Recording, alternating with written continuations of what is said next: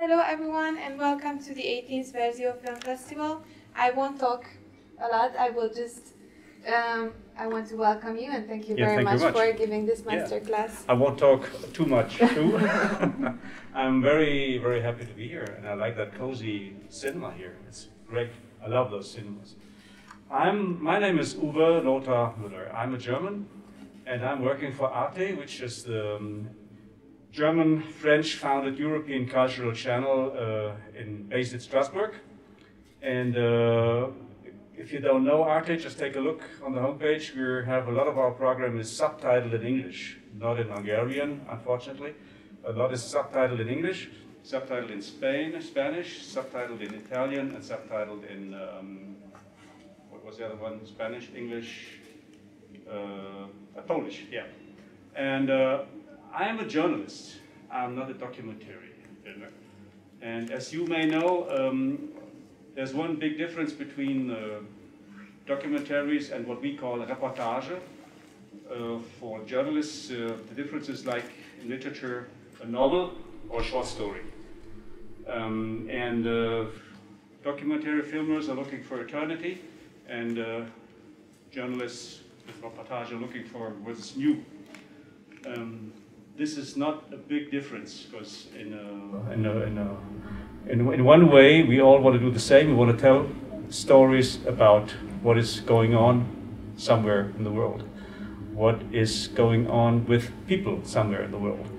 And I'm working for a magazine which is called ARTE Reportage, and we are broadcasting reports normally from outside the European Union.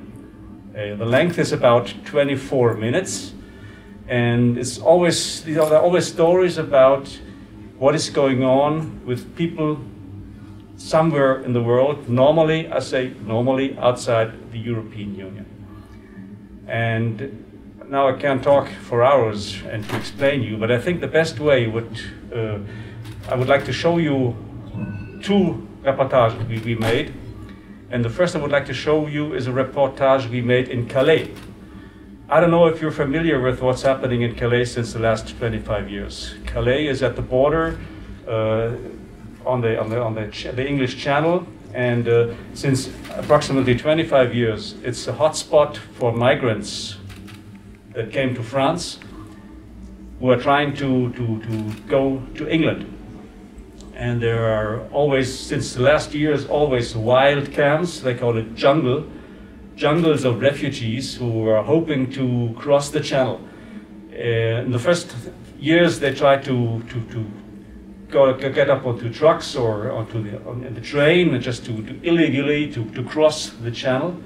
And there were a lot of security forces now hindering them to do so. And we made a lot of reports in Calais about the situation there, and about approximately 1 year ago there was a new story coming up. The migrants tried to cross the channel by their own in small boats, like the refugees coming from the Mediterranean Sea, and which is quite dangerous because they have to do that by night. And the English Channel is most of the most dangerous places to cross because there are always ships and boats coming across, and the wind and the weather is very, very, very tough. And the reporter would like to show you it's subtitled in English, and the total length is 24 minutes. But I think if you take a look at the first 18 minutes, that's enough. And after that, we can discuss, and I can tell you what's the difference between a reportage and a documentary, and you will see it by your own, okay? So let's go.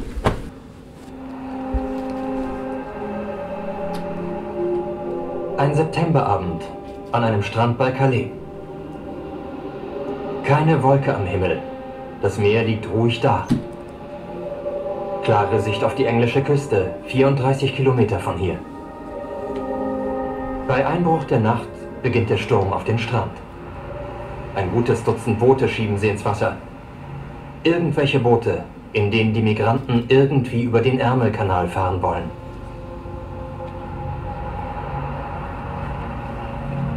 Ein paar Polizisten wollen das verhindern. Sie halten ein Boot auf.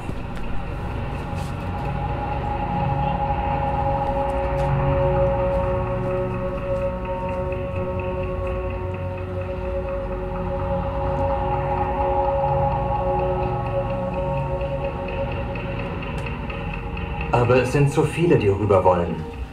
Die Ordnungskräfte sind überfordert. Sie beschlagnahmen ein paar Boote in den Dünen.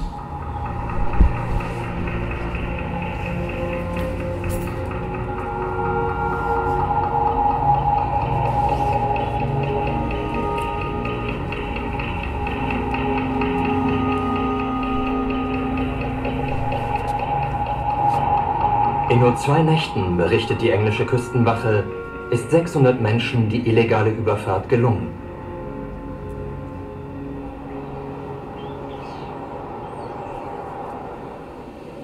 Alex, 41 Jahre, aus dem Iran, war am Abend davor am Strand.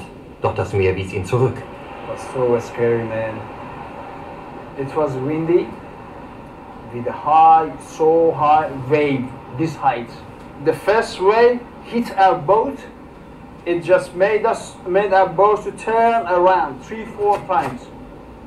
Water came inside our boat, you know, we were all scared. There were 2 women on board as well. They shouting, they screaming. And I was totally wet. Our boat was half water, you know, and I said, please, guys, I don't want to go. This is not the way. This boat is so small. It's so small. No, we can't go. Alex hat das Boot dann freiwillig verlassen. Zu gefährlich. Ein Schleuser hat ihm schon einen Platz in einem anderen Kahn angeboten, einem riesigen Schlauchboot, wie die auf dem Mittelmeer. Das Werbevideo ist auf Deutsch. Also diese Kante hier ist ungefähr so hoch wie ich bin. 1,80 Meter. 12 Meter lang, 3 Meter breit und trägt 50 Tonnen. In Wirklichkeit ist es nur ein einfaches Schlauchboot, an dessen Seite ein kleiner Motor angebaut wurde. Steuern kann so keiner. Der Preis für den Irrsinn 2.500 € pro Passagier. The guy who's selling this kind of boat, he's from Germany. It's really a nice boat and it can accommodate easily 20 to 25 people. If I don't try it, I know myself. I'm gonna always feel guilty. I'm gonna always feel ashamed of myself. I'm waiting for a call from my dealer, you know. Once they call me, they get ready. Get ready, we come and pick you up. We go to the sea. Let's see UK. I'm looking forward to my new life. To a new life in the United Kingdom. And I'm very sure it's gonna be a shining life over there.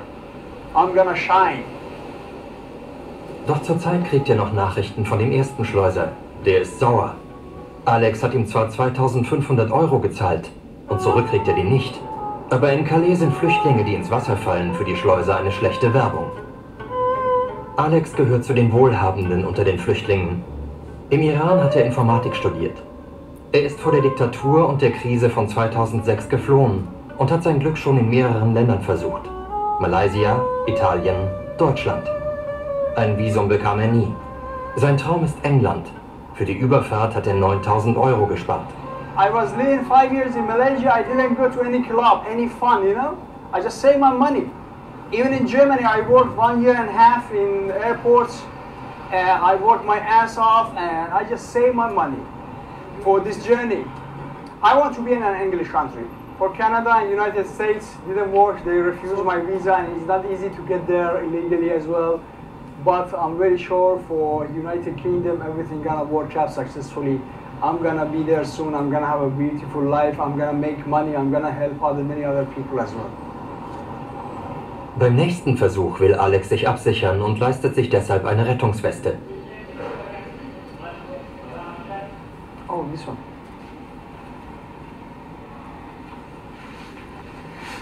We need to get a good quality one. I'm sure I won't be needed, but just for safety, you know? Just for safety, I need to have it.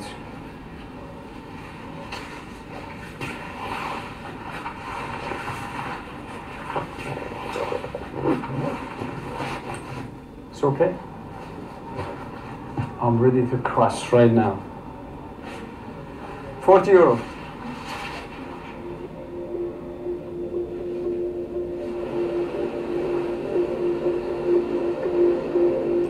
An einem Strand bei Boulogne-sur-Mer bricht die Nacht an. Im Schatten warten 2 Männer. Einer von ihnen heißt Sultan, ein Migrant. Seit 3 Monaten lebt er in einem provisorischen Camp in Calais. Vor gut 2 Jahren ist er vor dem Krieg der Ethnien in Darfur geflohen. أقدر أعيش في السودان، مستحيل أعيش في السودان. أنا مضطهد أصلا في السودان، إنسان محمد في السودان. أنا من دارفور بخط السودان، صعب أنا أعيش في السودان. أنا ده مركز السودان، ظروفي سيئة وعانيت وهروبات وكل المشاكل دي، ما في حاجة ما حصلت. رجعت البيت أنا ماشي أوكي. وأصلا إذا جيت فرنسا ما في فرنسا، أنا ما أقول لك فرنسا وحشة، لكن فرنسا ما بتدي ورق. لو أموت، لو يا أموت في البحر ده يا أموت بأي محاولة يا أمشي الإنجليز. ما عندي خيار ثاني. I don't have any chance. Just I want to go to England. But anyway, if I'm died, if I'm broken my leg, if I'm in my body, I will just want to England. Im Gegensatz zu Alex haben diese Migranten keinen Cent. Und so haben sie wochenlang einen Plan ausgeheckt. Heute Abend ist es soweit. Es geht auf. Nach England. Mit einem Feuerzeug und einer Gartenschere zerschneiden sie die Kette dieses Bootes.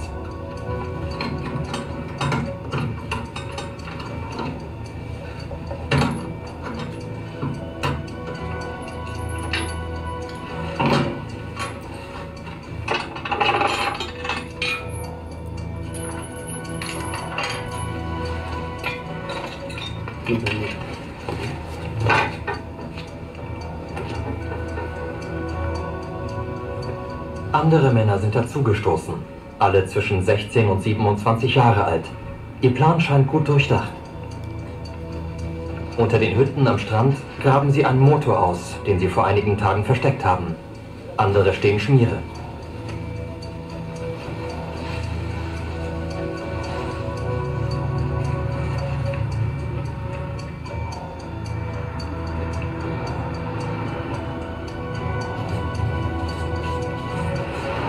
Diese Holzbretter dienen als Ruder.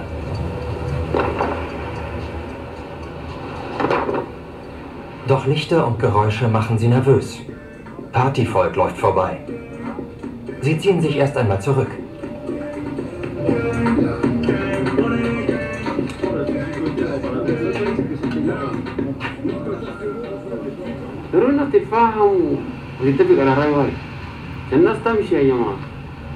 ده ده يمشي وده ما ده يمشي وده بيسوي وده ده يسوي، ده يعمل ليه خلاص لما يرفع الشغل وهو يعرفها بايظه.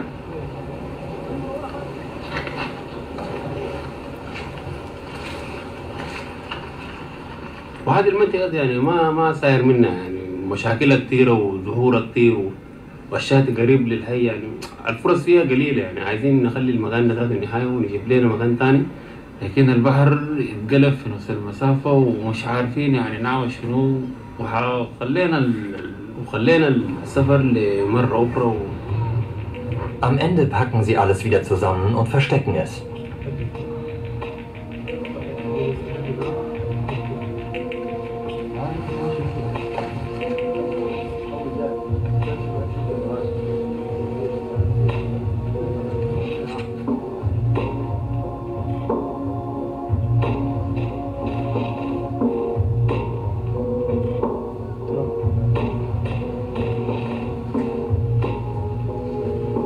Nach dieser Pleite muss die Gruppe der Sudanesen eine weitere Nacht in Calais verbringen.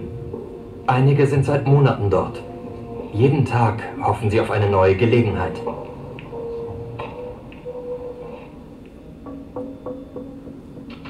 Alex hat mehr Geld. Seine Familie gehört zur iranischen Mittelschicht. Und doch galt er dort als Bürger zweiter Klasse.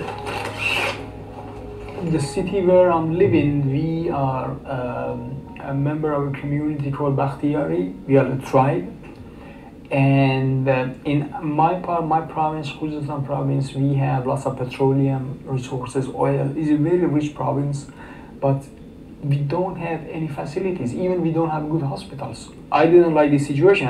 If I wanted to talk or criticize, this was so problematic. They put you in jail.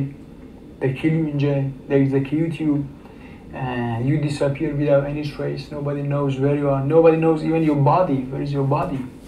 And I had family members, my uncle or my teens, that they have been doing stuff and government arrest them, shoot them, execute them, yes.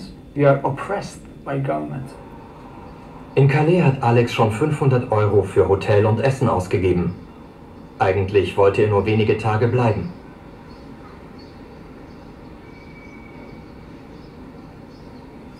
Just waiting for my phone. Just the dealer just messaged me or called me. Get ready. I'm gonna pick you up or something, or be at this point. So yeah, I'm just worried when I'm gonna go. So I'm waiting. This waiting is so killing. And it's almost 10 days I'm here, you know. I understand some people are here for years, months, years, but 10 days for me is too much. It's too long. Es gibt nichts zu tun, außer Fernsehen und den Schleuser nerven.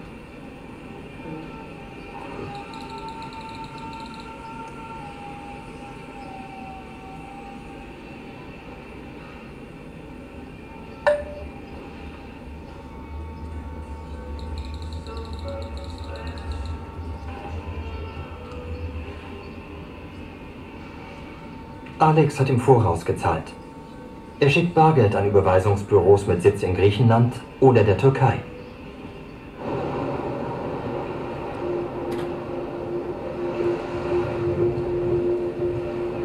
Seine einzige Ablenkung ist der Strand, aber der Ärmelkanal macht ihm Angst. When I was small, maybe 5, 6, 7 years old that time, my father wanted to teach me how to swim. He grabbed me, just threw me in the middle of the river. I didn't know how to swim and I was scared.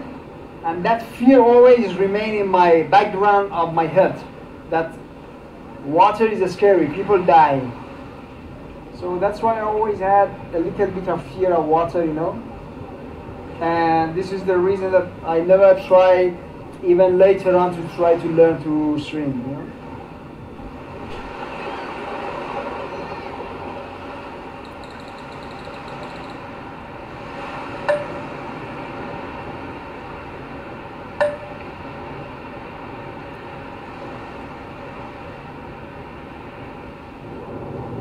Vom Schleuser mit dem großen Boot gibt es nichts Neues.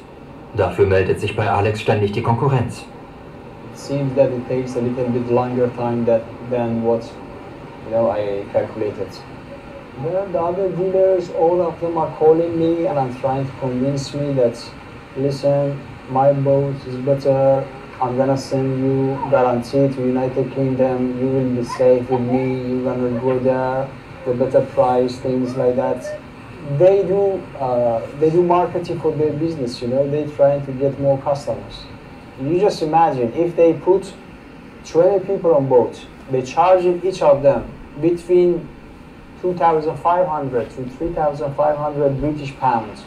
If the guy profit is minimum 1,000 to 1,500 on each person, it will be about 30,000 British pounds on a single boat.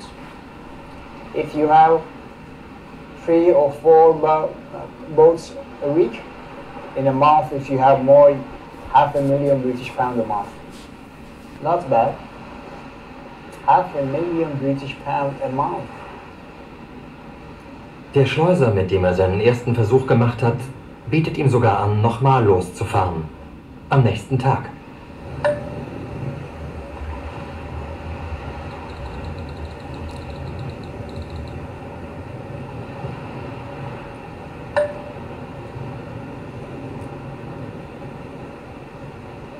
Alex wird weich. Trotz seiner schlechten Erfahrungen will er den ersten Schleuser für eine neue Überfahrt bezahlen. Mit einem Weggefährten steht Sultan auf der Place d'Armes in Calais. Gerade hat die Polizei ihn aus seinem Camp vertrieben.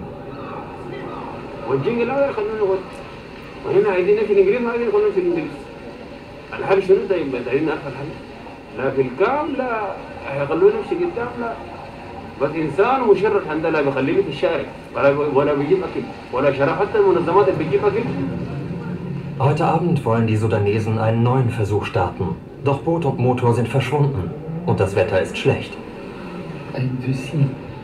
it's very dangerous tonight because wind and wave, it's very bad. It's better go back. Maybe you can tell him, inshallah, I want to go England. Inshallah, I want to go England. Allah. Die Gruppe ist zu allem entschlossen. Trotz des schlechten Wetters wollen sie ein neues Boot stehlen. Doch Boote sind heute keine aufzutreiben. Alles, was sie klauen können, ist ein Tretboot.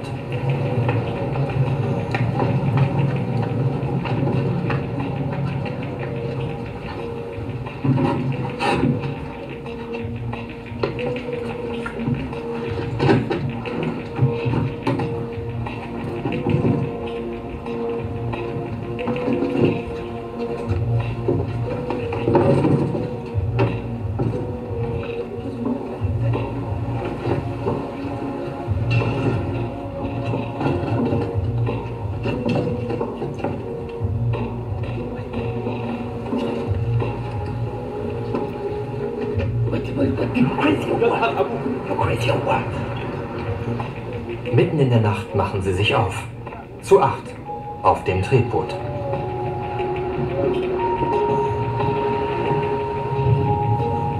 Ein Nachbar hat den Diebstahl gesehen und die Polizei gerufen. Ça arrive souvent ce genre de choses? Non, c'est la première fois.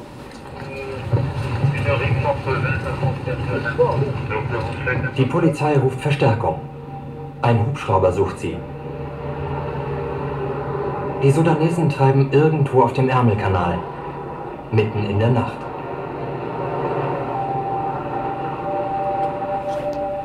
Tag und Nacht überwachen Hubschrauber die Opalküste. Doch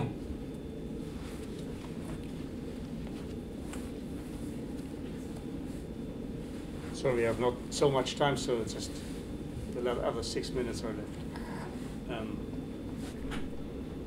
Any commentaries? What do you think about this? Is it interesting or boring or? There's absolutely no boring. Okay, well, wonderful. Okay, yeah. Well, I want to ask how much, do you know how much time was the research? The research was not too long because this is one of our reporters who did a lot of these stories. We were looking at the situation in Calais since many, many years. As I told you, I'm living now 25 years in France, in Strasbourg, and I heard in my first year about Calais. So the guy who made that story is very familiar with the situation. We made a lot of these stories, so he has very good contacts. And I can't tell you exactly how long it took, but when we got the first news that the first time people tried to cross with the boat with boats like these, we just gave him a call and said, could you do another story for us, just to film the story? And I don't know, maybe it took him 1 or 2 weeks to get in touch with these people and to get confident with them, to trust them and to film with them. And he accompanied them until to the end. So there's another 6 minutes left, but I would like to show you a second story we'll be done. Yeah. And what's the time frame of those reportage from you ordering it, filming and everything until it depends. It's on air? It depends. Like that depends. I can't. It's 1 year ago, so I'd say when I remember correctly, when it came up the first time, we gave him a call. And 2 weeks later he said, okay, I can go. And then I think he filmed approximately 1 or 2 weeks, not every day, but 1 or 2 weeks. And then he said, I got the story, and then he edited it, and then we broadcasted it. So it depends. Sometimes normally we have reportage, the length is 24 minutes, but some of them are, half of it, 12 minutes, and some of them are 37 minutes. It's due to the fact that our broadcasting time is 1 hour. And sometimes we make 2 24-minute pieces, and sometimes we have 1 36 and 2 12. So it depends. Nowadays, this week we have a report I just edited in the German version this afternoon about what's happening at the frontier from Turkey to Iran. As you may have seen, since the Taliban had taken Kabul, a lot of Afghanistan people tried to flee from Kabul and go to Turkey. And nowadays in Turkey, the Turkish government, they welcomed in the last 10 years about 3.5 million Syrian refugees. and now they don't want to accept any more refugees, and they're trying to hinder Afghan refugees to come in. And we had a colleague from Istanbul, a freelance journalist, who made a 12-minute piece, very quick, 1 week, it took her 1 week, about the situation there. At the frontier, they're building a concrete wall, and they're hooking up all the migrants they are arresting in centers to expulse them. And so this is, sometimes it's quick, sometimes it's long. It depends. It's not like a documentary that long. It's more improvised and it's faster, but it needs preparation. You need to focus on what's the story and what will you get. This is the main thing. And regarding the topics that you want to broadcast, like is there like a committee that decides which topic you find, you know, I don't know, interesting enough to broadcast it, or how does it work? Or you look for freelancers in the country where you want? Everything. The ARTE Reportage exists since nearly 20 years. It changed a little bit, and since 20 years we are in touch with many freelance journalists all over the world, mainly French journalists, because the French have another approach to make reports. In France exists a thing which is called grand reporter, great reporter. These are the guys who are going into difficult scenarios, trying to investigate things you should not investigate. In Germany, it's much less common to have those people. And I appreciate, as a German, I appreciate that very much, the approach from French reporters. They are trying to, and yeah, we're just easy. We're just one boss. Philippe Rocher is my boss, and I'm his deputy. And we have 3 staff reporters, and we have a lot of reporters outside of the world working for us. And they're proposing things, and sometimes we ask people. Calais, the thing in Calais, we saw it, and we asked our guy who we knew, could you do us a story about that? The Istanbul story, what I told you just recently, it was just, we wanted to know, we read about the situation in Van at the frontier to Iran, and we said to ourselves, we need a story about that, what's going on there? Because there was that treaty, that Turkey treaty with the European Union about refugees, as you may remember. And now Turkey has changed the politics, and we wanted to know what's going on there. So we asked her to do it for us, but a lot of proposals just coming right in, and we're just discussing it. And the thing is, we want to do new stories. We want to go look around in the world and see what has not been broadcasted yet, what is new, and then go deep in and go further than anybody else. This is what we like to do. You'll go quicker a little bit, yeah. And then. Okay, yeah. And how scripted do you need the material? I mean, scripted is bullshit for us. Scripted is bullshit, and I hate that. And mainly from German reporters, because it's a pest in Germany now. A lot of reporters are sending things scripted. The thing is, you need to know what access you have. So, to tell you an example, the Istanbul story, I was with that French reporter who made it for us. I discussed it with her. For us, it was important. What can you get? She said, probably I can go to Van, to the frontier, film the border, and go into one of these centers with the refugees, the arrested refugees that will be expulsed later. I can do a thing in Istanbul about what had changed in Istanbul now. What people are thinking today about what's going on. Should we keep the refugees or should we not keep these refugees? Because there's an economic crisis nowadays in Turkey, and it's harder for them. And these 3 elements she was able to do, and then we said, okay, go. And this is different a little bit. A reportage for us is a little bit more improvised than a documentary, because you're dealing with the situation. The reporters need a feeling about which side of the story should I follow, just to cover the whole story and not only half of it. And a lot of these decisions are taken on location. But the main thing is to be able to have an access to the main people abroad there, and then sometimes things are developing themselves. Yeah. It's somehow the same thing I want to ask. But okay. Also, I want to A little louder. I'm old, you know. I'm hearing that. I'm riding motorbikes. Yeah. I also want, because you were mentioning you are looking for stories, and you weren't saying we are looking for subjects, and that's why also I was wondering how much you want to be scripted in advance before the shooting. Yeah. So it also somehow it contradicts. Yes, the one thing is for us it's important that we want to make reportage about what is touching us, what we are interested in. Because we consider ourselves, we are just, as a journalist, you are somebody who knows nothing. You're an amateur. But you're trained to be able to inform yourself about things going on all over the world, like a documentary filmer. And then you're interested in to show what's going on. And normally, and I think this is common with documentary filmers, I think none of you had ever done a documentary film about a subject that does not touch you. No? If so, okay, but normally it should touch you, it should be intrigued, or it's something that makes you angry, and you think, what the hell is behind these things, what's happening there? And yes, and this is the main thing. And is it new? For us, this is important. Or is it not new, but there was a new development nobody knows, and we should make a research about it, and we should publish it, because things have changed dramatically, maybe. And this is the case from Calais. I think this is approximately the 10th reportage we made in Calais, the 10th, in the last 20 years, I saw. But we would not make another reportage about the boats now, because we've done it. But if there's a change, we could imagine to make a new story about it. I don't know which will be the next thing they will take to cross over, maybe. Yeah?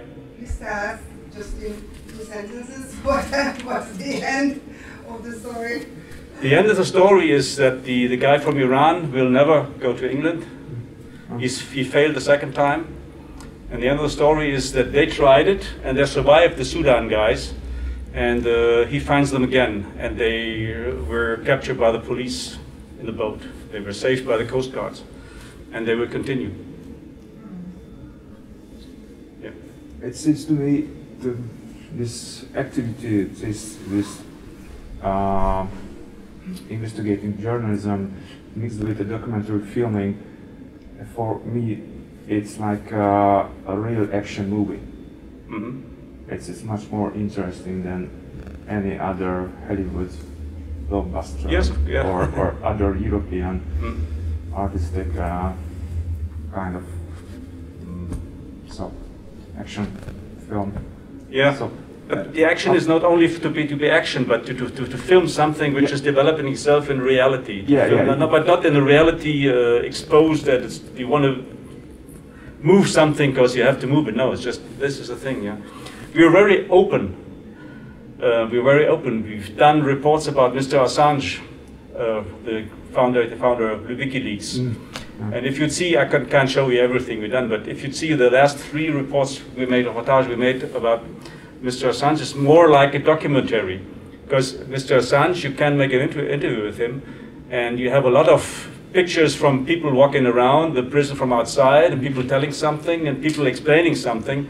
It was an investigative reportage, 2 or 3 of them, how it was possible that Mr. Assange had so many spies upon him, and what happened to him. And this is much more in a way you would do a documentary. But we think that for us the thing is, it's a new story, and it's a story which is for journalists because it's new and we have to do it. And this is why I think even documentary filmers, I know documentary filmers who are working like journalists. I remember ARTE had broadcasted years ago, I think it was a 90 minutes documentary about female gangs in Los Angeles.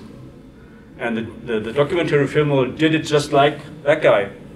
She was with a small camera, she was alone, and she just went to these gangs in Los Angeles, and she said, "Oh, I'm a woman too, I want to film you." And it took her weeks and weeks and weeks to convince them to be able to film with them, and then she followed them. That's all. And she improvised, because she followed it. There was no thing to manage in advance. It was just following what's going on there. And this is why documentary filming and reportage filming are quite similar, but they're different on budget, on length, and documentary filmers, or people myself, who want to cover eternity. And we would just like to tell the story, which can be quite different 2 days later. So, and what may interest you, this story was filmed a lot with an iPhone. Because you can't film with a normal camera on a beach, running away from the police and trying to cover that. And this is new. This is perhaps interesting for you, certainly too, because I started 31 years ago to work for television, and I still remember when I had to go out with a cameraman with a bulky camera like that, and sound engineer with sound thing like that, looking grim to the people. So, and the cameras, you couldn't film by night. And today, with the cameras you have today, at that time, a camera I was working with at Radio Bremen Television cost about 100,000 Deutschmark. And nowadays you can buy for, as you know it, for 3 or 5,000 euros a camera which could be, delivers a quality which is really broadcast. So in small cameras you can go very close to people. But then that causes a lot of questions of ethics, you know. How close should you be? How close can you be? And don't you exploit people with being too close? And this is interesting. This is very interesting, I think. Yeah. You have said most of your stories are outside from Europe. Yeah, most. This is in Europe, and why is it so?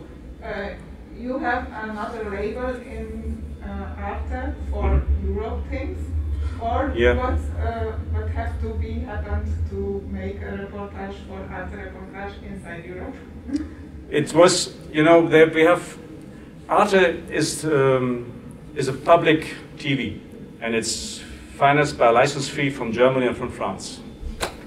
And we are a channel which is producing a lot of documentaries. So, I come to that point. So we have to be different as reporters from documentaries. We can't do the same. So this is why we're different. And then there's one thing, there are other reportage broadcasting on ARTE too, and we said, okay, just a gentleman's agreement. We started to do more, 20 years ago, we started with reportage from outside of European Union. And then for 4 or 5 years, we made stories from the European Union too, which were very interesting, and I love that, because there are a lot of things and scandals in the European Union. And then there was a new broadcasting, new magazine, ARTE Regard, ARTE Re, and they wanted to do more Europe. And so we said, okay, normally we don't do Europe, and you do only Europe, normally. And sometimes, and this was a reportage within the Corona crisis, so within the Corona crisis it was quite difficult for us to send reporters abroad. And it touched Europe in a very hard way too. And we did a lot of stories in the last years about refugees. About 10 years ago, we made a big web documentary only for the internet. At that time, as the figure of migrants, of refugees in the world started to grow. At that time, I think it was 64 million, and now it's more than 80 million, I think. And at that time, we made a lot of reportage and a web documentary about refugees. And so Calais is for us normal, that we make a lot of reports of the war in Syria and Iran and Afghanistan. And these people are coming here, so for us it's normal too that sometimes you have to look up these refugees coming from abroad in our country. And this is why we allowed us to film that. And yeah. But we also produced for that other broadcasting for Ray a report about that story too.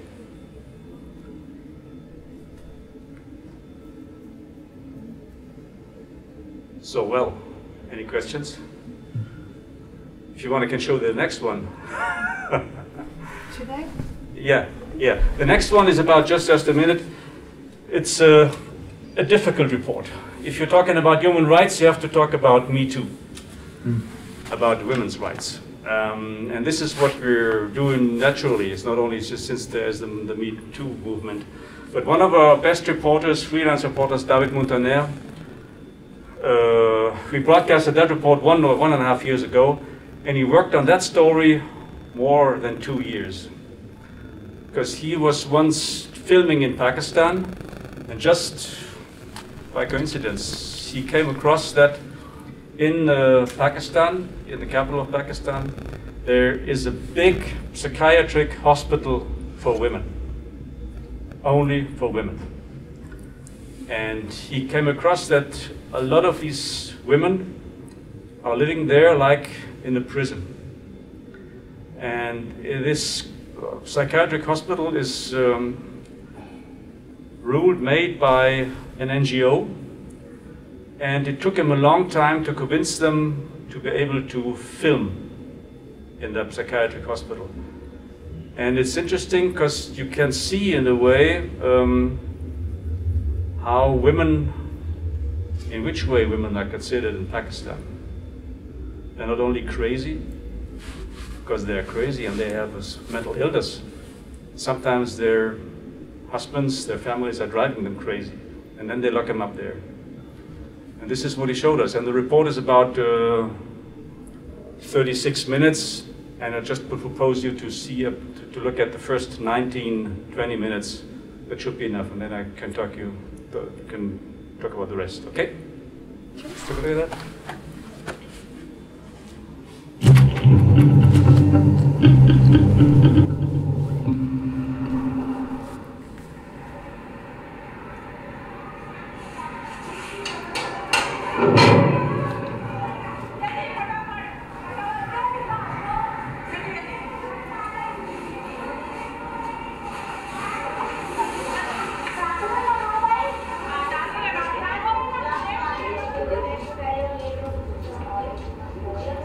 गुस्सा बहुत आता है, चिल्लाती हूँ पागलों की तरह, गुस्सा आता है,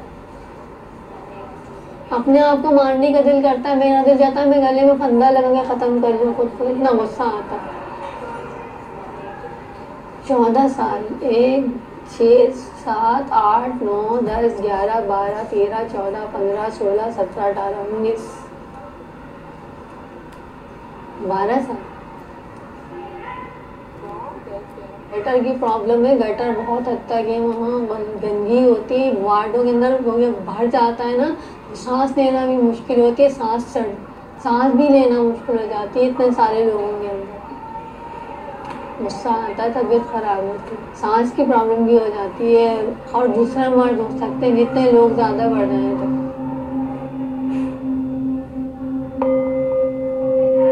Depuis 12 ans, Nazish tourne en rond entre 4 murs. Elle regarde le ciel à travers des barreaux.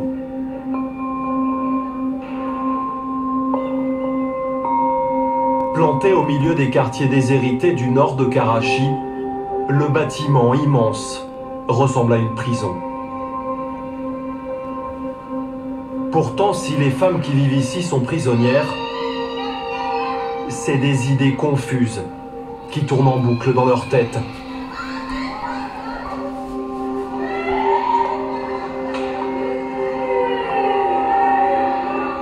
Le centre Bilkisedi est le plus grand hôpital psychiatrique d'Asie.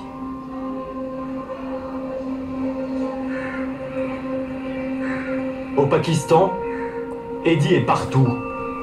L'ONG remplace dans de nombreux domaines un État absent. Elle gère des orphelinats, des maternités, des services d'ambulance et des lieux comme celui-ci, moitié hôpital psychiatrique, moitié centre d'accueil d'urgence pour les femmes. En 15 ans, leur nombre est passé de 400 à 1700.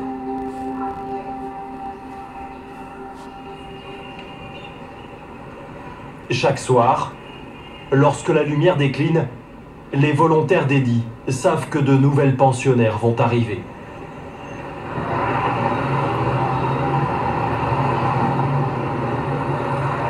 Karachi, 20 millions d'habitants, est un monstre. Et ce soir encore, la bête va recracher une autre de ces femmes, dont personne ne veut.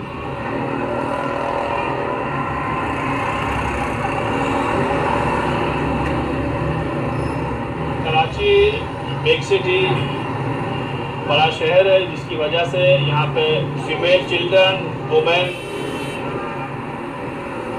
Cela fait 30 ans que Bilal parcourt ainsi toutes les nuits les rues sombres de Karachi.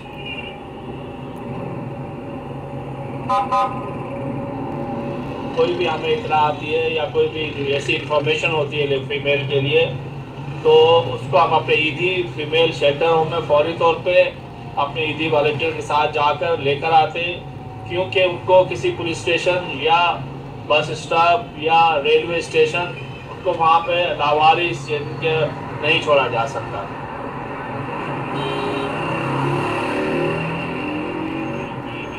हमारे पास कराची शहर में औरतों के जो मसले मसाइल है उसमें इनके मेंटल भी होती है. इसमें जो है घर से बाहर लड़ाई झगड़े वाले भी इसमें होती हैं.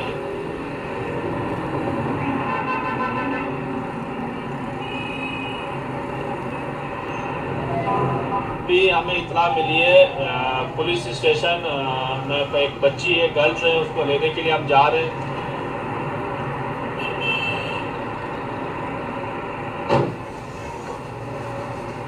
ड्यूटी अफसर इधर है.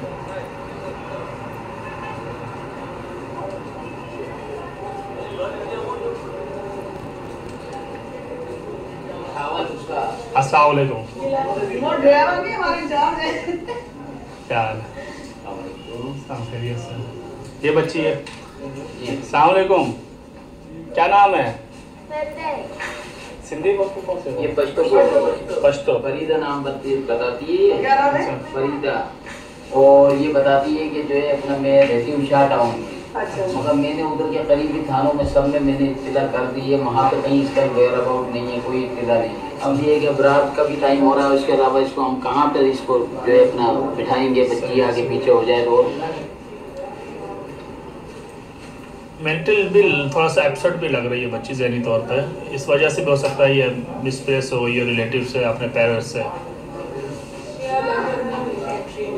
ये जब तक पेरेंट्स सामने नहीं आते हिस्ट्री अभी दो ही है, या तो उन्होंने खुद छोड़ा है या मिसप्लेस हो. ये दो ही चीज़ें हैं.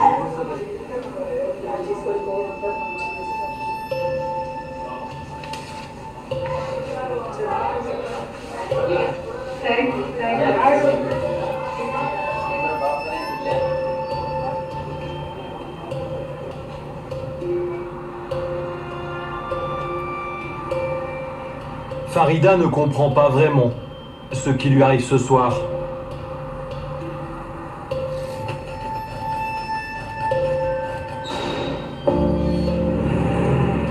Au Pakistan, les déficientes mentales sont considérées comme des fardeaux par leur famille. Ce sont des femmes dont on se débarrasse.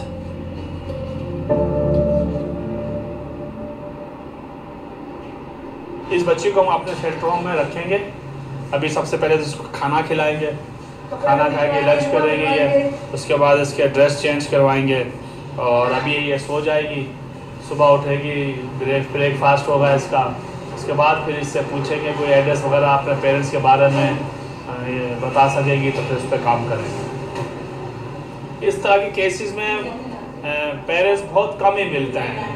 Parents सामने बहुत कम ही आते हैं. ये इत्तेफाक है कि अगर कोई आ जाता है तो, वरना ये इस तरह के केसेस है. ये बच्चियाँ फिर हमारे पास ही रहती हैं और फिर हमारे पास ही बड़ी हो जाती हैं, फिर हमारे पास ही रहती हैं. और बाद में यहीं इसकी जो है ना हम ही इसकी शादी कर रहे हूँ और हम ही इसका घर बसा रहे हूँ. इसको ले जाओ कमरे.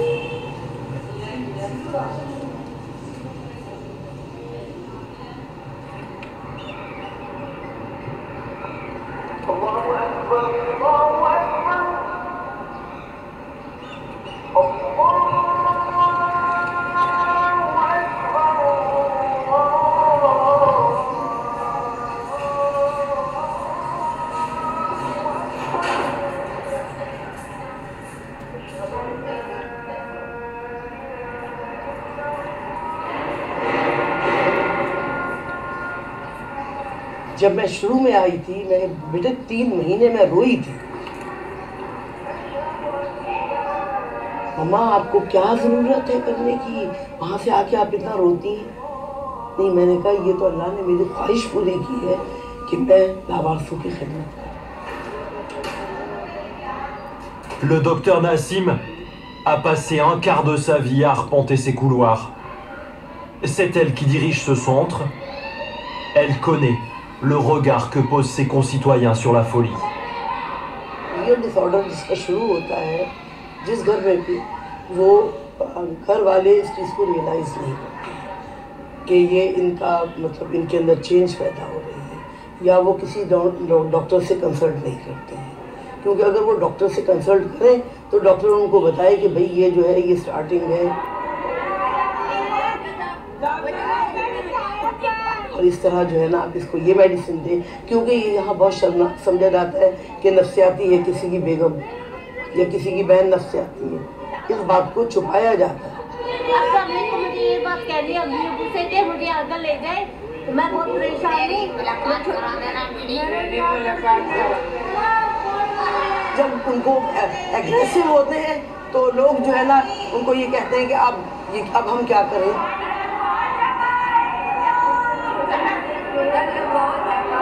जब बहुत ज़्यादा हो जाते हैं, तोड़ फोड़ मचा रहे हैं, हंगामे कर रहे हैं, गला काटने की कोशिश कर रहे हैं, किसी को मारने की कोशिश कर रहे हैं, उनको यहाँ ला के छोड़ा जाता है। कुछ लोग जंजीरों में बांध के लाते हैं, कुछ लोग रस्सियों में बांध के लाते हैं, कुछ के दुपट्टों से हाथ और पाँव बंधे हुए होते हैं।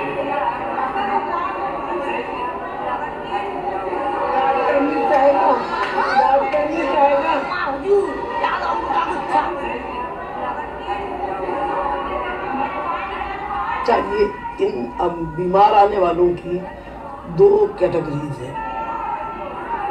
एक वो है जो जिनके को विरासत में मिली है, कंजेनिटल, जिनको कोई ना कोई डिफेक्ट है और उसकी वजह से उनको वो मतलब मेंटल हो गई हैं।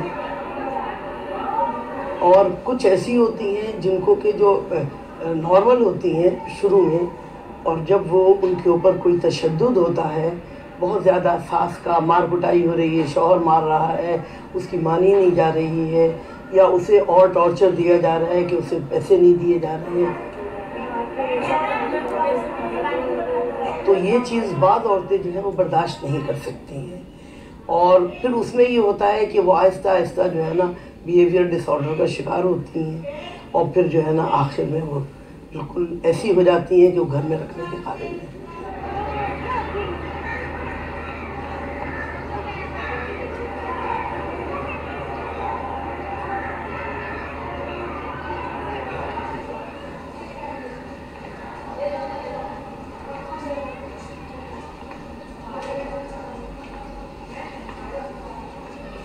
क्या हाल है बेटा? ठीक ठाक, खैरियत? और आप मेडिसिन खा रही हैं? मेडिसिन क्या खा रही हैं? सेलिन और कैनेडा और मॉडिकेट लगता है। सही। तो पापा नहीं आए? पापा बिल्कुल भी नहीं आए, एक दफ़ा भी नहीं आए पापा? सही।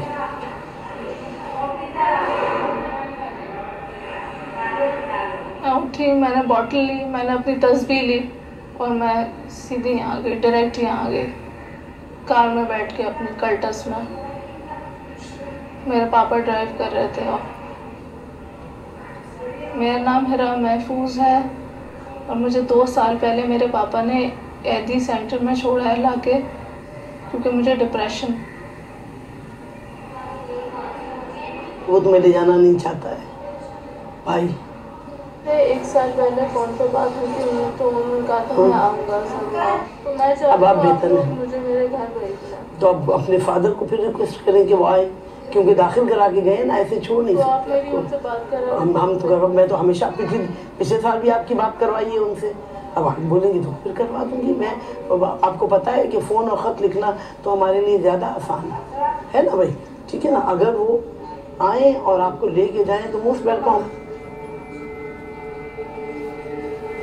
Ce coup de téléphone, Ira va l'attendre.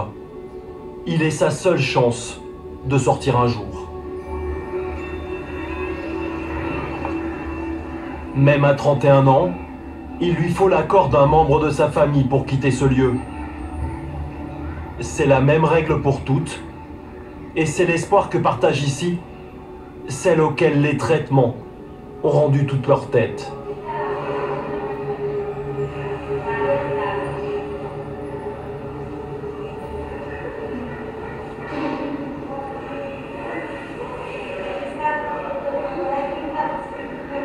ये नजमुनिसा है और हमारे पास ये 2003 से आके ऐसा 2003 और इसके शौहर ने हमारे पास दाखिल करवाया है। 10 साल से इसकी किसी ने कोई खैर खबर भी नहीं लगी। अभी इसको आज इसकी ज़िद पर, क्योंकि एड्रेस भी जानती है, नॉर्मल भी है, तो आज इसको हमारे वॉलंटियर जो है ईदी की गाड़ी में इसको घर छोड़ने के लिए जा रहे हैं। ये नाजिश इकबाल है और इसके जो है वालिद फादर उसने जो है हमारे पास 2006 में जो है यहाँ छोड़ा और ये कहकर छोड़ा है कि भाई ये इसकी ज़हनी कैफियत सही नहीं है और ये मेरी डॉटर है, बेटी है, इसको जो है आप अपने इदारे में इसको रखें और इसका ट्रीटमेंट करें। मारपीट चल रही थी, परेशानी थी, अंदर मारपीट चल रही थी, खाना नहीं देते थे, घर वाले मारते पीटते थे, इस वजह से ज़मीन में पटकते थे, बदन जिस्म को उठा के पटक देते, ज़मीन पर मारते थे, लकड़ी से भी मारा गया था, चप्पल से भी फेंक देते हैं उठा के। मेरा सेंसिटिव ज़्यादा हो गई थी, मैं हसास बहुत हो गई, उससे बर्दाश्त नहीं होती थी, तबीयत ख़राब होती थी, आवाज़ें कानों में आती थी, बहुत ज़्यादा, बहुत मुश्किल थी, तबीयत ख़राब थी, बहुत तबीयत बिगड़ी हुई थी। हाँ, यही मसला तो है मेरे साथ, लेकिन रख लिया, हो सकता ना मारे दोबारा, तो 19 हो गई, अब तो नहीं, अब तो रख लिया, हो सकता है दोबारा ना मारे। अब बच्चे 2 हैं ना, वो बड़े हो गए, संभाल।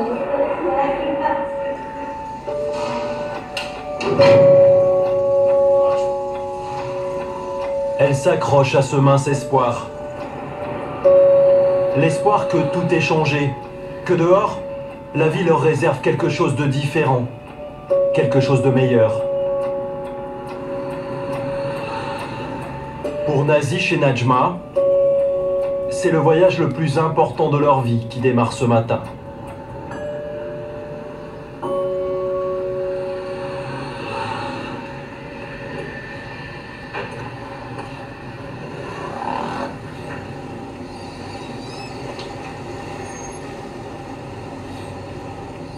अब बताओ नजमा, याद आया? हाँ?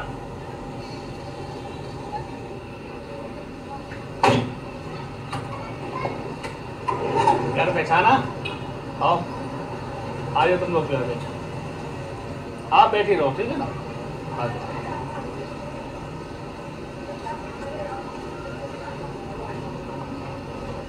ये नजमा को जानती हो आंटी आप? इनको जानती हो? नजमा? हाँ, मुन्नी है ना? तो आप क्यों कह रहे हो ये नहीं जानते? ये इनके साथ है? ये लड़की नहीं है ना इनकी अम्मी? अम्मी कहाँ है इसकी? इनकी अम्मी है। हाँ, मुनिया है ये, नहीं पहचानी का? पहचान लिया। रो भैया। ये इनकी अम्मा ये तो कोई भगाते थे, रखते नहीं इनको। इससे मिलो ना। मेरा बेटा अम्मी के पास। गले में लो में। चले अब आप क्या चाह रही हैं? ये आपके पास रहे नहीं रहे, क्या चाह रही हैं? नहीं, हम नहीं क्यों? रखेंगे। अब तो सही है माशाल्लाह। हम लतीम नहीं रखिए, हम अब्दुल्लाई भी नहीं रखिए, वो तो खुद लीना के रो रही थी, परेशान थी। अब आप क्या कहती हैं, इसको आप रखोगी? नहीं।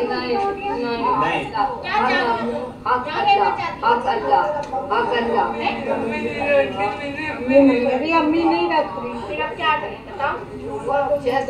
Dans cette arrière-cour, tout le voisinage est venu donner son avis sur l'avenir d'une femme de 36 ans.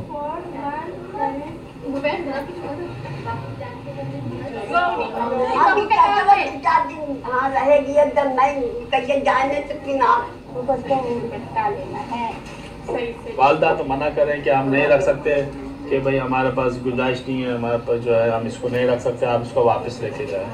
मगर एक इनकी जॉइंट फैमिली है, यहाँ साथ रह रहे लोग, तो इनके ये फादर इन लॉ हैं और मदर इन लॉ हैं, सास इनकी जो है वो कह रही है कि मैं इनको रख लेती हूँ 2-4 दिन, 5 दिन, 10 दिन, जितना अगर हमारा साथ रही, एडजस्ट हो गई तो ठीक है, वरना फिर वापस हम इसको ईडी सेंटर छोड़ जाएंगे। हमने जो अभी हालात देखे से लग तो ये रहा कि ये 2-4 दिन बाद वापस आ जाएगा, ये लोग रख नहीं पाएंगे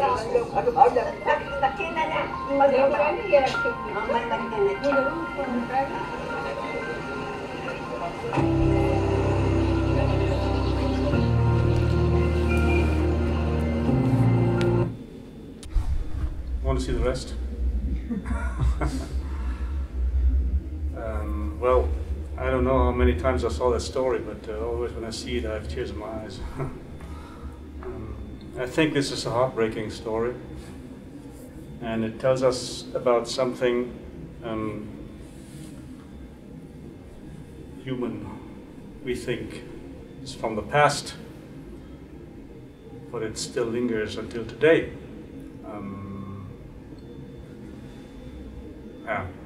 Fortunately, we have a debate about Me Too all over countries, civilized industrial countries. But in other countries it's quite different, and we forgot about that. And if you may look further back in our European history and what happened to men, women, children 150, 100, 200 years ago, it might have been quite the same. We did not make that reportage to put our fingers and to consider the Pakistanis as people who are not worth to live on earth, but just to show what's going on abroad in other countries. And this is what we're interested in. Yeah. Please tell us what happens in the next part, and also about the rights of filming. How does it work in the reportage? Because nowadays it's so many problems with these rights of release forms of giving the rights. How does it work in an institute like that? Yeah, this is why he was working with it. You know, when he came across that hospital, he went into that hospital, and there was another reason, I can't remember exactly, and he told us there's an interesting story in that hospital. And he was convincing these people from that NGO to be able to film. And the thing is, if somebody does not want to appear in our reportage, we agree with that. So sometimes if somebody is in the film and he is in the picture somewhere, we put a screen on it or we just hide him. This is no problem. But there's one interesting phenomenon.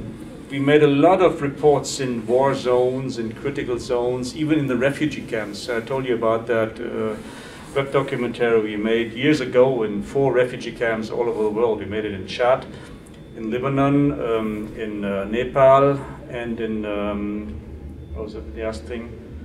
Forgot about the 4th thing.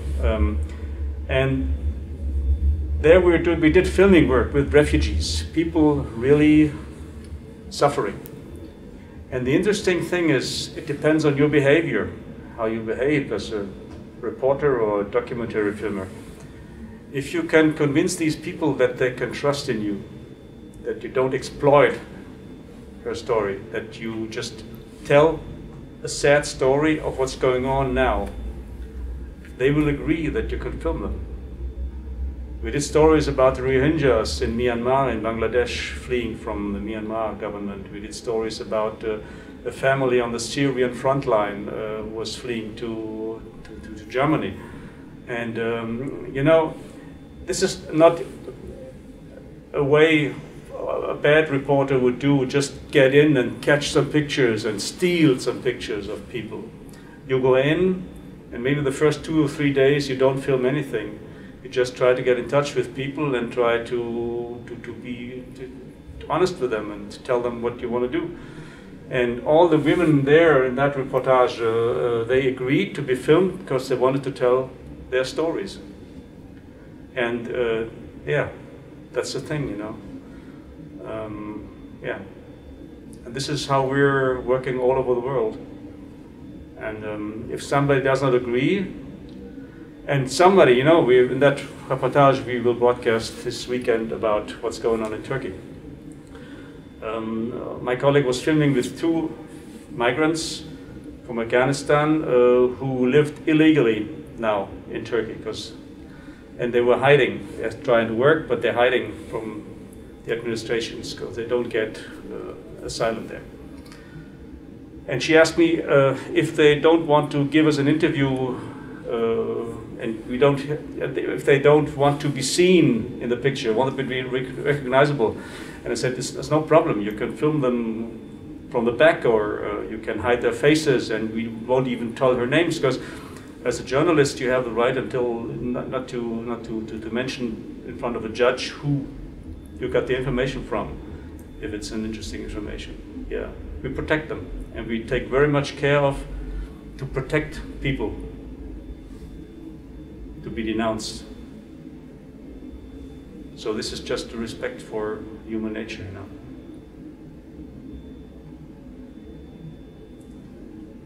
Yeah. I have a question concerning the voiceover. The 2 reportages you showed us were very different and very unique in a way, but also I thought that the voiceover was a tool for you to make them also somehow similar to each other, like similar like for an average audience, how they digest all these information, or how you conduct them to these stories. And do you work on the voiceovers internally, or it's also a task which is done by the external trainers?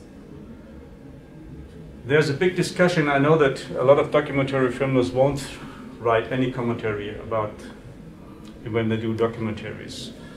And I think sometimes that works very fine, and we even broadcasted Reportage in our way with no word of a commentary. We made recently we done one from Mexico.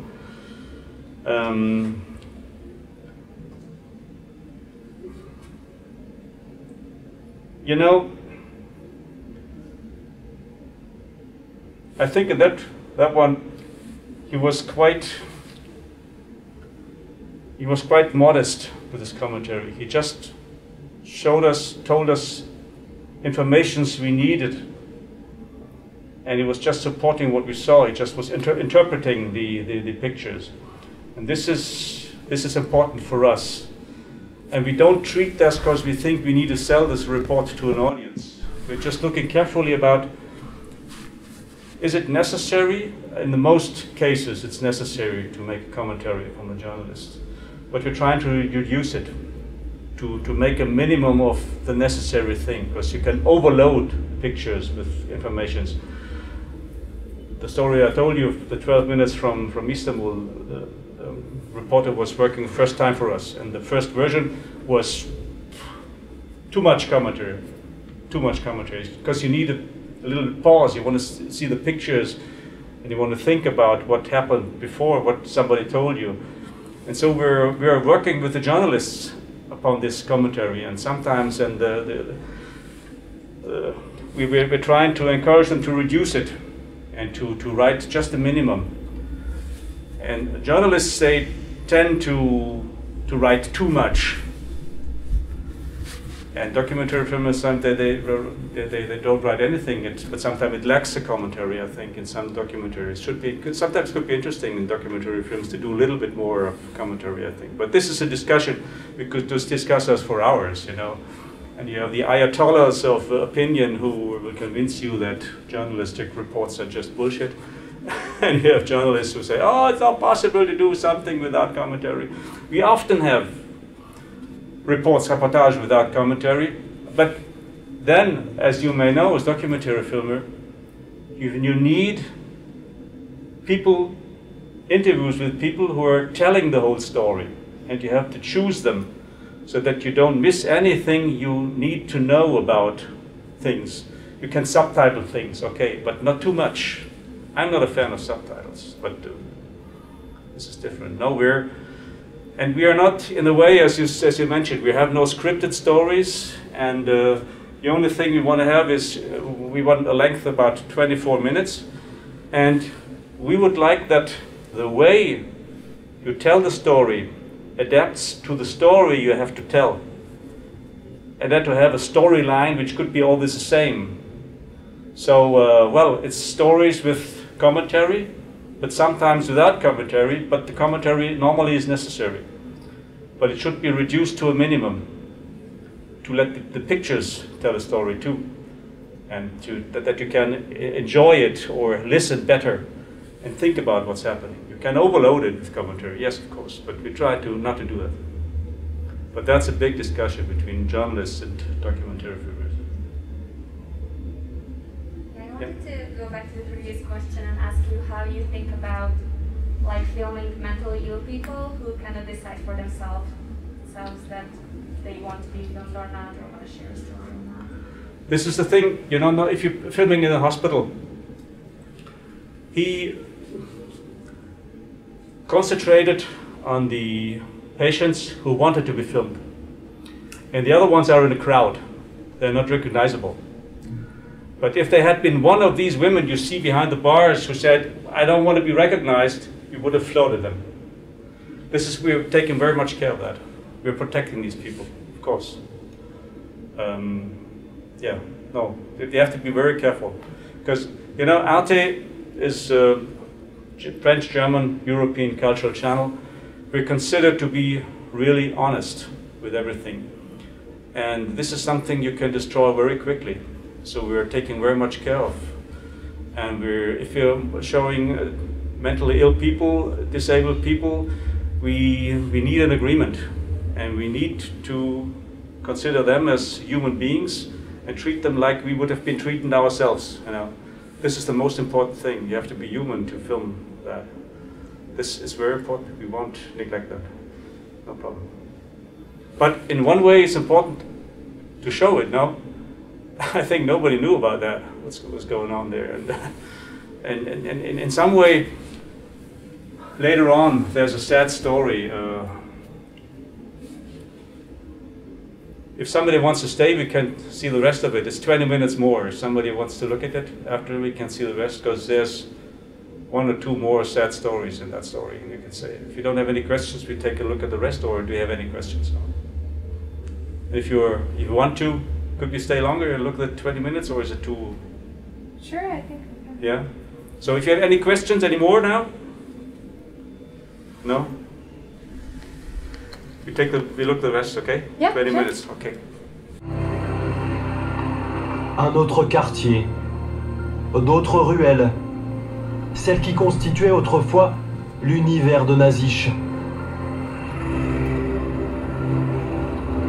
Mais ça, c'était avant. Aujourd'hui, tout a changé ici. Ou peut-être est-ce sa mémoire qui lui joue des tours.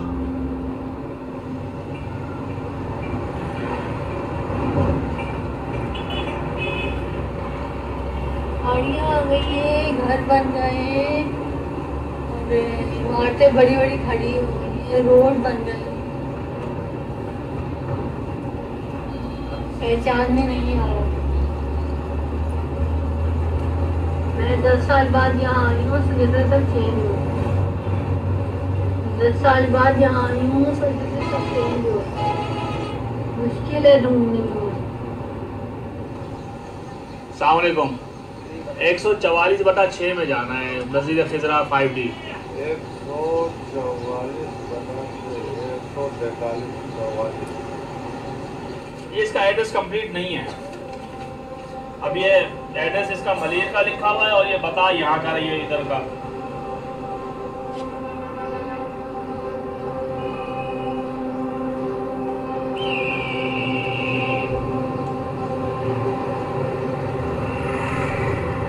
मेरा दिल रो रहा है कि कैसी करनी गई, मुझे अफसोस हो रहा है, रास्ता नहीं पता चल रहा, दिमाग से निकल गया, तो रोना भी आ रहा है। मैं वापस जा रही हूँ, घर नहीं मिला।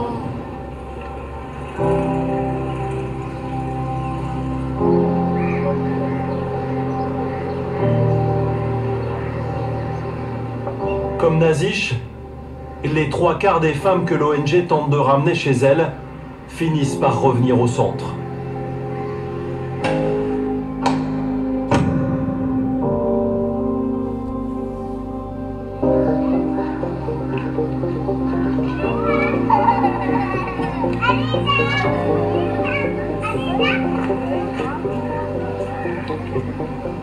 Ira a passé une mauvaise nuit.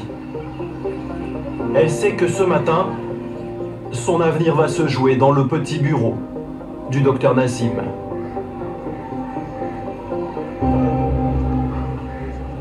Mercredi, c'est le jour de visite de l'unique psychiatre de l'établissement, le docteur Ayaz. Avec 1700 patientes à suivre ici, il a fort à faire. Ira n'aura pas l'occasion de le revoir avant très longtemps.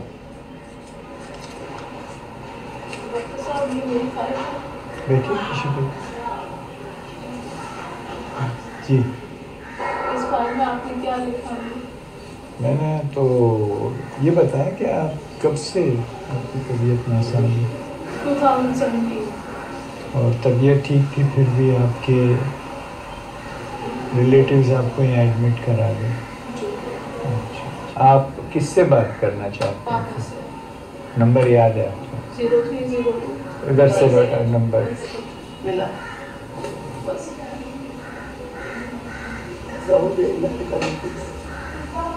मेरा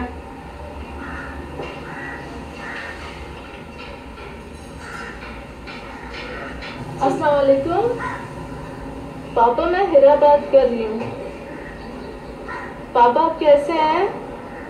तो आप मुझे लेने आएंगे? पापा अब तो मैं बिल्कुल ठीक हूँ, आप मुझे लेने आ जाए। आप मुझसे मिलने क्यों नहीं आते? तो पापा मैं तो कौन संभालेगा? मेड्स हैं, सब देखती हैं। और मुझे ये बताएं पापा, मैं तो रही शुरू से अकेली हूँ, तो मैं घर पे तो ले जाएं। तो मैं यहाँ कैसे रहूँ? मुझसे तो यहाँ रहा भी नहीं जाता। आप मुझे लेने आए ना। अच्छा पापा मैं स्पीकर ऑन कर रही हूँ, आप ऐसा करें यहाँ सबसे बात करें। मैं स्पीकर ऑन करें। वालेकुम अस्सलाम, कैसे हैं आप? खैरियत से हैं? अल्लाह का शुक्र, हम तो रही है, आप ठीक है? हमारी बेटी जो है तो हमने मकबूल रखा हुआ है, पूरे हो गए हैं। हमसे सलाम पूरा नहीं जाता है। हमारा भाई की तबीयत बहुत खराब है, मेरा छोटा बेटा भी है, उसको देखना पड़ता है। तो आप हमारे लिए दुआ करें। हमारी बेटी को ये रहना चाहती हैं आपके पास? एक्चुअली ये चाह रही थी कि इनकी दवा और इलाज पे ये मेडिकेशन से तो बिल्कुल सेटल्ड है, तो ये बहुत बेहतर हैं, रिस्पॉन्सिबल हैं, बल्कि दूसरे मरीजों की देखभाल कर लेती हैं, इतनी बेहतर हैं ये।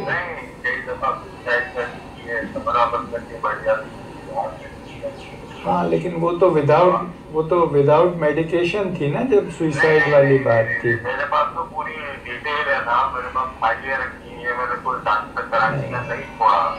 आप हमारी जो इंचार्ज लेडी डॉक्टर हैं, जो इनके बिहेवियर से पूरी तरह मुतमईन है, उनसे ज़रा 2-3 मिनट बात कर लें।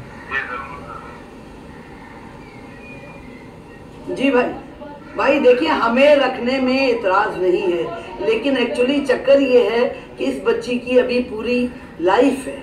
अगर ये वहाँ जाए, मेडिसिन खाती रहे, तो ये बिल्कुल नॉर्मली बिहेव करेगी, नॉर्मल तरीके से घर में रहेगी।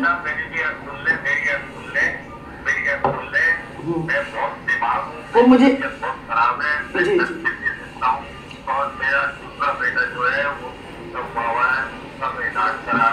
जी जी जी देखिए, आप इसके इलाज से न घबराएं, ड्रॉप कर दिया। वो कह रहे मैं नहीं रख सकता हूँ। वो अपनी जिम्मेदारी से हट रहा है बस। अब मैं अपने फादर से कभी बात नहीं करूँगी, कभी नहीं मिलूँगी। वो मेरे लिए मर चुके हैं और मैं भी उनके लिए मर चुकी हूँ।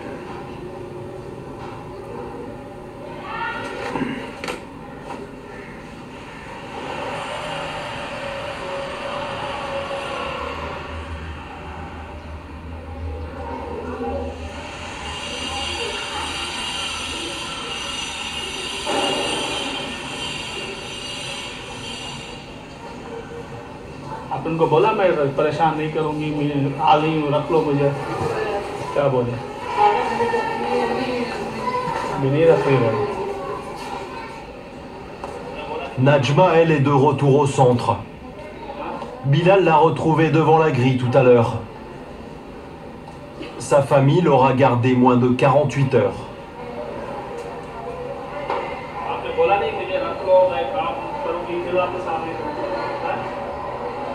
क्या किया था? किसके? फिर आप क्या करोगी? यहीं रहोगी? बड़ा मिलने आएंगे? अच्छा, कौन आएगा?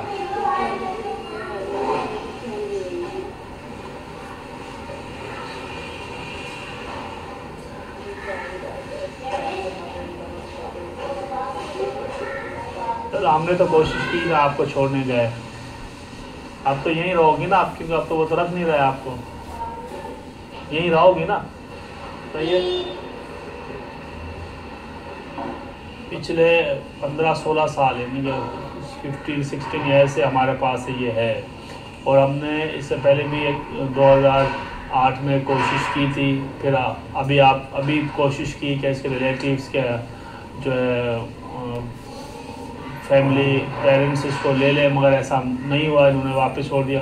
अब नहीं लगता कि इसको वो दोबारा लेंगे। बेचारी जो है ये लाइफ टाइम जो है इदी शेल्टर होम में रहेगी।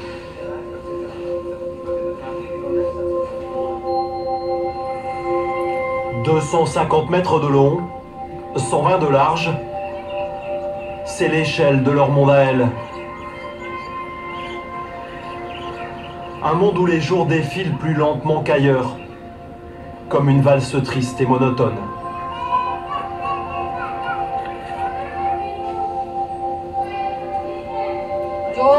जिसकी डेथ हुई है आमना उसका नाम है, वो बहुत ही बुरी कंडीशन में हमारे पास आई थी।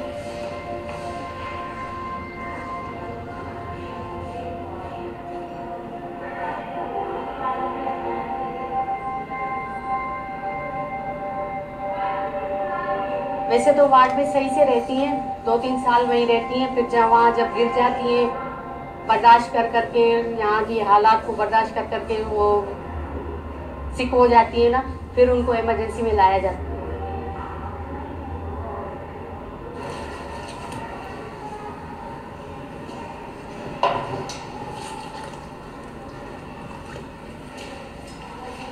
तबीयत ठीक है?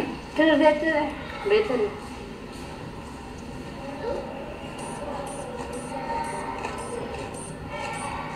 मेरा नाम डॉक्टर शबाना मेमन है और मेरी उम्र 29 साल है और मैंने ग्रेजुएशन किया है 2005 में People's Medical College for Girls Nawabshah से।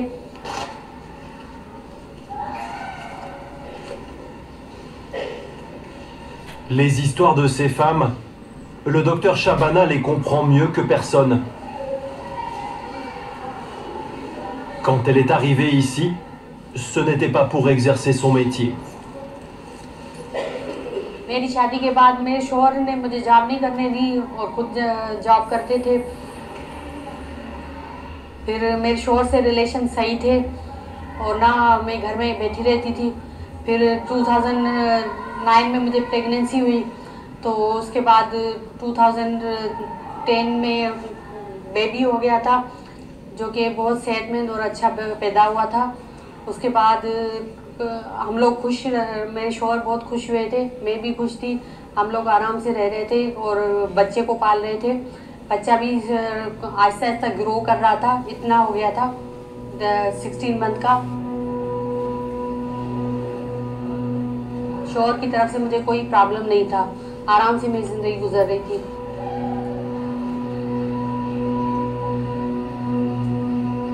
तो ना आप उसके बाद जब बच्चा बीमार हुआ, बच्चे की डेथ हुई, तो फिर शौहर का रवैया थोड़ा तब्दील होना शुरू हो गया। तो वो बोल रहे थे कि तुमने केयर नहीं की है बेबी की, इस वजह से उनका रवैया बदल गया और उन्होंने ना मुझे ही ब्लेम देना शुरू कर दिया कि तुम्हारी वजह से ये हुआ है। तो मैं शॉक में चली गई थी, नर्वस ब्रेकडाउन मेरा हो जाता। और मैं शौहर को बोल रही थी मेरी वजह से कुछ नहीं हुआ, अल्लाह ताला की तरफ से है ये सब कुछ। तो वो मान नहीं रहे थे और उसकी वजह से उन्होंने मुझे छोड़ दिया। और उसके बाद मेरा शौहर से कोई कांटेक्ट नहीं है। पॉसिबल तो देखिए हर चीज़ है, कोशिश तो हर आदमी अगर अपने मफाद के लिए करता है, अपने मफाद के लिए, कि भाई अगर उनका कोई मफाद उससे है और वो शख्स हिंड्रेंस बन रहा है उसमें, तो उस शख्स को रिमूव करने की कोशिश तो करते हैं। ये रहमत है, वो कहती हैं अल्लाह तेरा शुक्र है हमें छत तो मिली, वरना यहाँ बाहर अगर हम सड़कों पर होते तो हमें तो लोग जीने नहीं देते और पता नहीं क्या हशर होता हमारा। इसलिए कि यहाँ औरत जो है वो बाहर अकेली रह ही नहीं सकती है, वो या तो चार दीवारी में हो या अपने किसी मेल के साथ हो।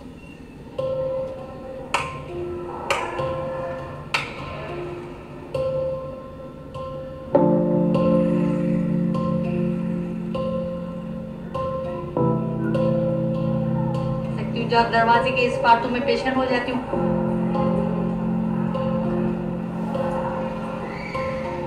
अस्सलाम वालेकुम।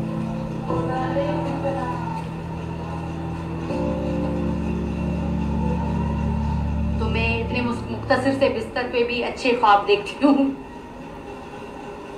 मुझे ख्यालात भी आते हैं, ख्वाब भी आते हैं। मुझे ख्वाब बहुत मतलब शोहर की तरफ से आता है कि मेरा शोहर मुझे ले जाए।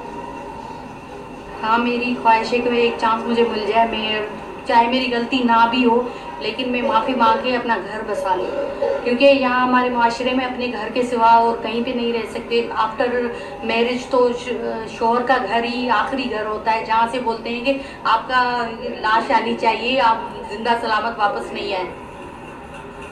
तो पेरेंट्स भी ऐसे ही हो के शादी करवाते हैं।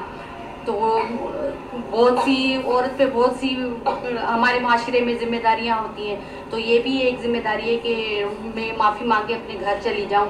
अगर मुझे चांस मिल जाए खुदा अल्लाह पाक की तरफ से या अपने पेरेंट्स की तरफ से, अगर मेरे शोहर से कांटेक्ट हो जाए तो मैं माफ़ी मांग के अपना घर बसा लूँ। जबकि मेरा कोई फात नहीं है, कोई मेरा वो नहीं है उसमें, लेकिन मैं खुद को झुका के नीचे करके भी अपने घर जाना चाहती हूँ।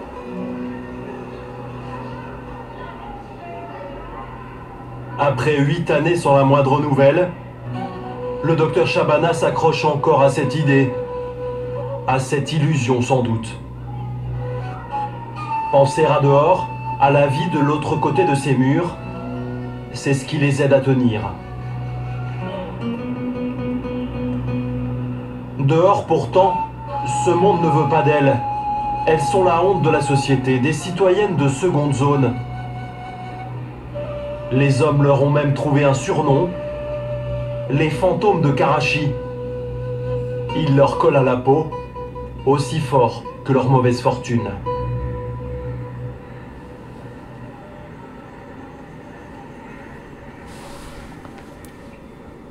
You know Mr. Camus, who wrote that book about the myth of Sisyphus, the Sisyph? It's the guy from Greek who's rolling his stone up a hill, and everything is up, the stone rolls down, and he starts again, starts over and over again. And this is something what you have to do as a human being and as a journalist, as a mother or a wife or a father or a family. You have the same impression, you know. I don't know.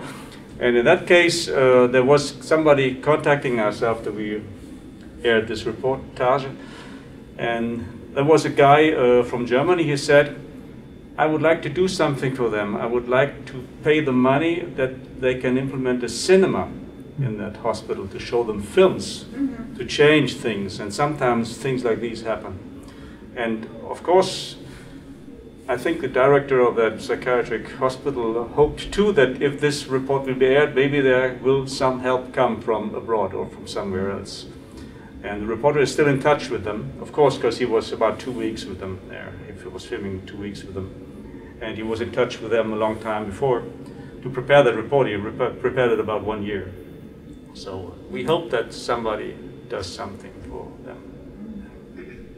You had a question too? Yeah, I was wondering whether when the film was made, what were the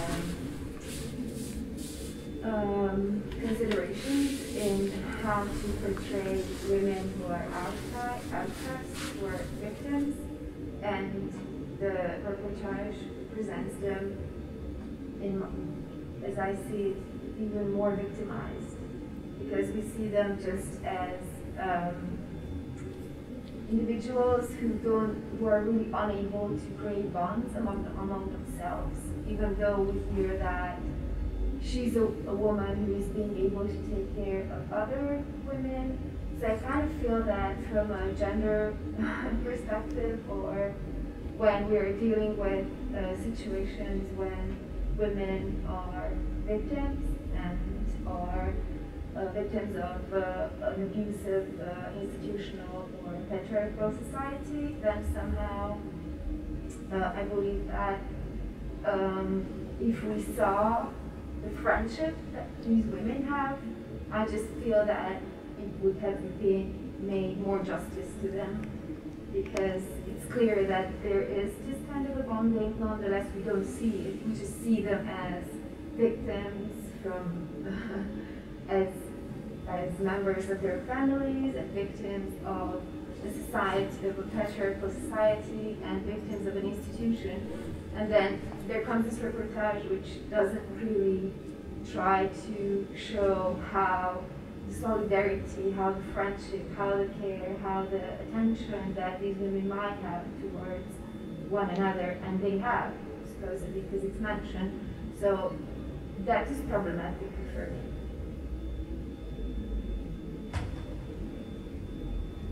I don't have a solution for that, because it's so disturbing for me and for other people just to see the reality, and the reporter just tried to show what is going on there. And I think sometimes in the faces of these people you see what you were asking for. You see the doctors, the two doctors, so astonished that even dad doesn't want to take them back, and you see the scene in the neighborhood with the mother-in-law and the mother who don't want that woman back, even when then she says she's all fine, she's okay, she has the medication.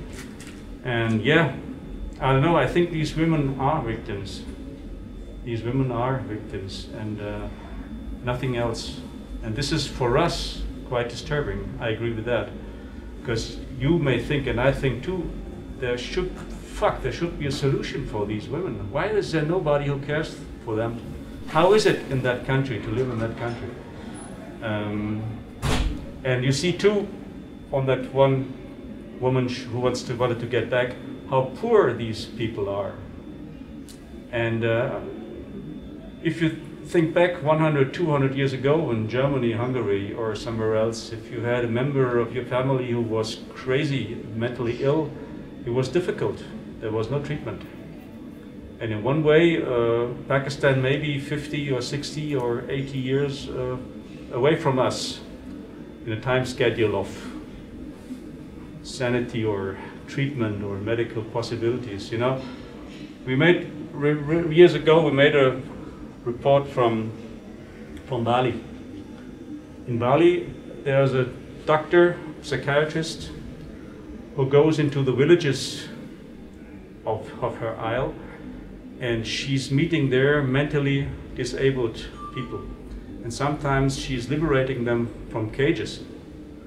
Because people in a small community, in a village, they can't deal with somebody who's mentally ill and starts to be aggressive, starts to kill animals, starts to threaten. And what they do, they just put bandages on them and they put them in cages. And the only help for them would to take the medication. But in the village, in the forest of Bali, there is no doctor in sight. And so this woman, she's got a prize from UN, I think. She managed to go out at several occasions into these villages and tries to help these people. She gives them medication and she tries to set them free. And yeah, I agree with you. These women are victims, and you see how that doctor who lives there as a patient treats the other women. And I think this is much, but I agree too, you could have done a 90 minutes documentary and go further on and just compare it to a situation from outside. But what they were filming in the 2 weeks inside the hospital and the things where they were filming outside the hospital was for us, for the moment, an interesting first story. But if you'd go deeper, and this is maybe the difference between reportage from journalists and a documentary would have done a 90 minutes piece, I think. And they would have enlarged it a little bit more, maybe about the situation of people in Pakistan, how they live, what changes, how poverty changes your behavior, or how poverty influences your behavior with ill people. But I think at the end it would have been the same. At the end you consider yourself that these women are victims, and that even their families in one way are victims. Victims of poverty, and victims of non-education, and victims of a lack of medication, a lack of education, a lack of money, a lack of everything. Yeah, I think it will. I'd say it end in both ways like that. But I agree, it's disturbing. This is a disturbing story, a real disturbing story. You're asking yourself about human mankind, what's going on in the brains of human beings. I think we are out of time. Yeah. But thank you very much. Thank you. Thank you.